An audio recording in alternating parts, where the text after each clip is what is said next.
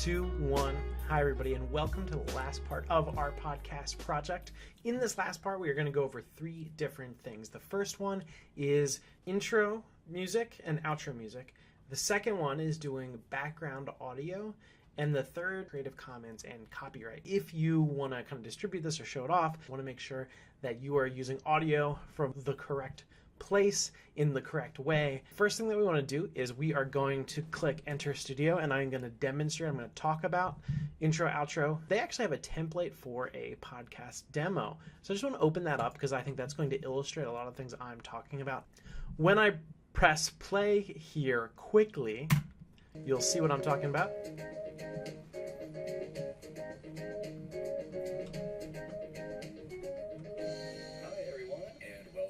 So this right here is kind of like an intro jingle.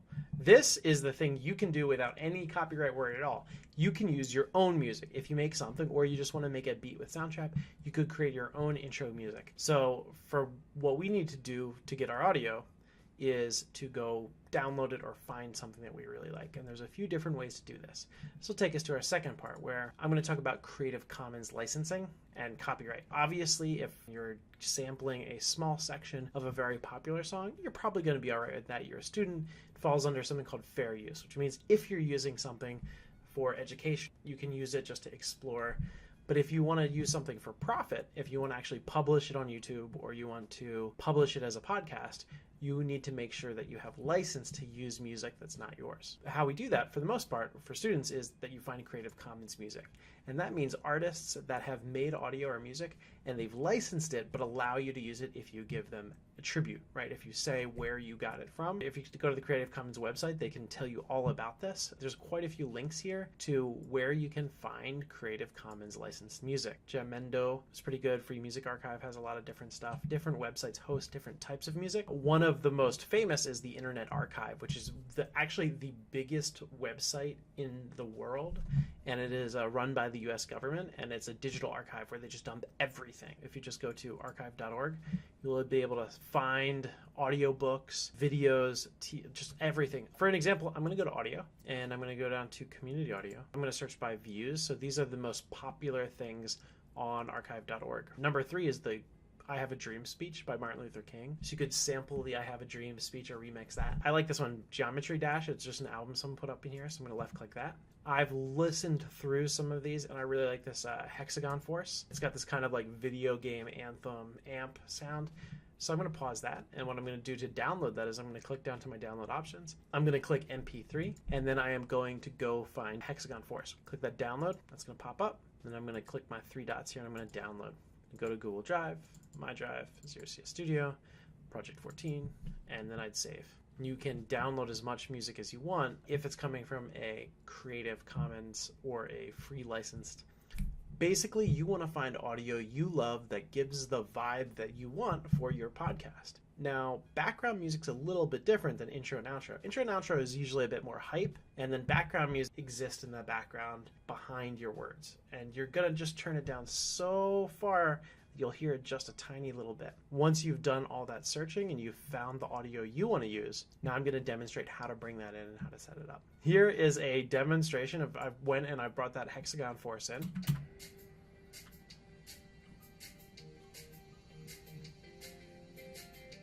Three, two, one. Sean Patrick Higgins here with my review of Walking Dead Season 8. As an example, if I want to create this, if I want to use Hexagon Force as an intro music, I'm going to click Import File. I'm going to bring in that whole track, right? I've already listened to this, so I know where I want to cut it. I'm going to come in here. I am going to split region. I'm going to delete the rest of that track, and I'm going to fade it down because I want it to kind of come up right when my audio kicks in. I'm going to mute this, and I'm going to mute this so we can hear.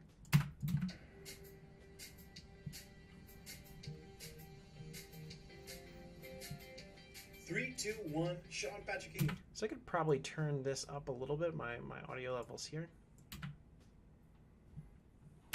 And I can turn this down a little bit. I want it loud when it starts, but at the same time, it doesn't need to be that high.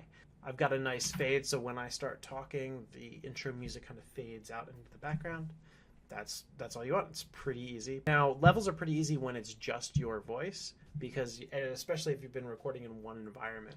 but it's important to get your levels right if you're bringing in other audio that might be a lot louder or a lot softer. So just make sure when you're listening to it, it sounds good. Now I'm going to talk about background music because this is similar, but it is a little bit different. Usually with background audio, you find a section of audio that you like that's kind of ambient, right? It doesn't have a lot to distract. And then what you want to do, I want to turn it all the way down. Just come up just a tiny little bit that you can't really hear it. You can hear it a little bit if you've got your volume all the way up, but it just adds a little bit of texture. And it prevents, if there's a gap where you take a breath and you're not talking, that's dead space, right? And it kind of feels like it drops away. But if you've got just a little bit of continuous background music going, you'll be able to hear that in the background. And sometimes that can really complement what you're saying. If you have a podcast you like and look at what they do, it's probably a way that you'd want to try to replicate their approach to music because it's something that you like.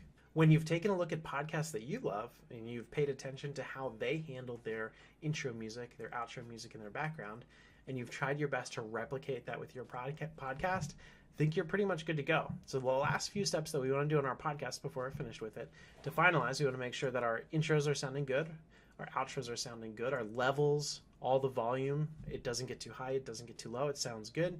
Ask a friend to listen to it, to have them give you some feedback. And then when you're finished with all that, what we want to do is you want to name it. You do your name